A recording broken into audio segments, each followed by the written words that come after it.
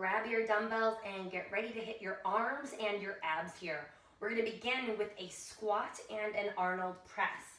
Feet shoulder width distance, heels in, toes slightly out.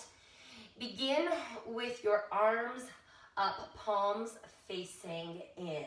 And you're gonna squat back and down, and as you stand, Arnold press up to the top. So squat back, elbows in, stand up, elbows straighten.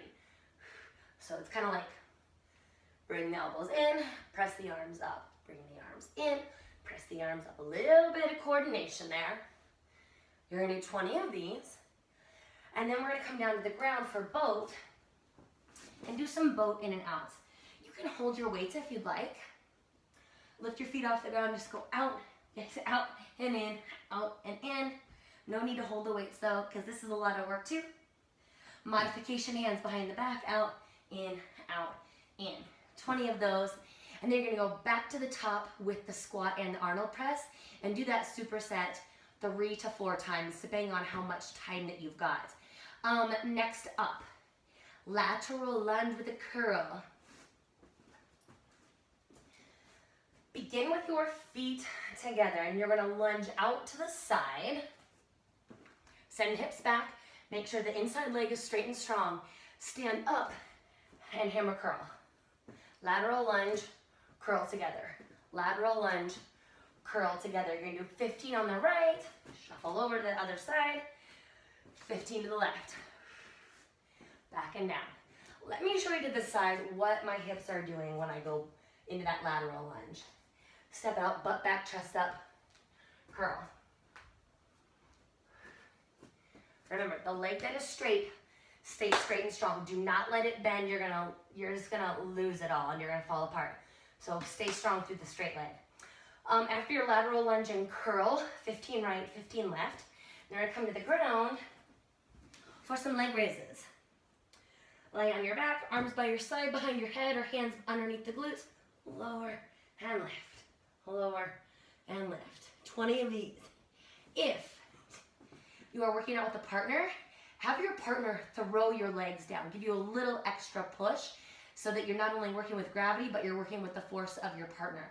After your 20 leg lifts, go back to the top of the lateral lunges, 3 or 4 times through that. And our final thing, this is a short one, so I would really suggest doing 4 rounds of each thing.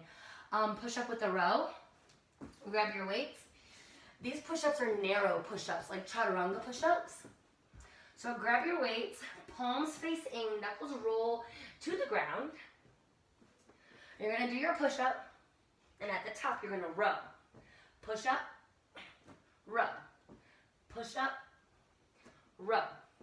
You're doing 20 of those, so 10 rows per side.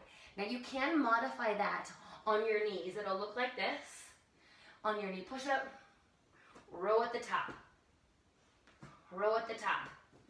And since you're rowing and you're working the strong muscles of your back, go a little bit heavier if you can. Like all I have are these dinky 5s at home. Not that if you're using 5s that's a bad thing, but challenge yourself, okay? Make sure that you're always challenging yourself. You can always back off. After the push-up with the row, windshield wipers. So similar to a leg raise, but taking those legs to the side. I'm gonna be on the diagonal here. These are really hard.